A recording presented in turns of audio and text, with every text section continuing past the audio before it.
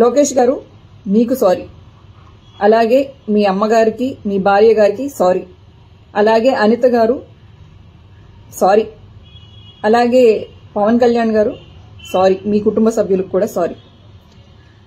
నా కుటుంబాన్ని దృష్టిలో పెట్టుకుని, అలాగే నా భవిష్యత్ని, నాకు భవిష్యత్ ఏమీ లేదనుకోండి, నేనేం పెళ్లి పెటాకులు ఇవన్నీ అని అనుకోవట్లేదు, నా వలన నా ఫ్యామిలీకి ఇబ్బంది రాకూడదని చెప్పేసి, అలాగే ఇక నుంచి నా సోషల్ మీడియాలో మీ కుటుంబ సభ్యుల గురించి కానీ ఆ విధంగా ఏ విధమైన తప్పుడుగా రాదు అని చెప్పేసి నేను మీకు హామీ ఇస్తున్నాను.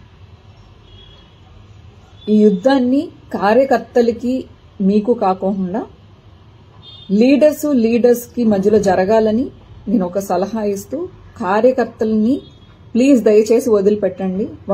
నేను విజ్ఞప్తి చేస్తూ, విన్నవించుకుంటూ, బెండ్ అయ్యి అడుగుతున్నాను, మా కార్యకర్తల్ని వదిలిపెట్టండి అని చెప్పి, ఇంక్లూడింగ్ మీ, నన్ను కూడా క్షమించండి. Thank you.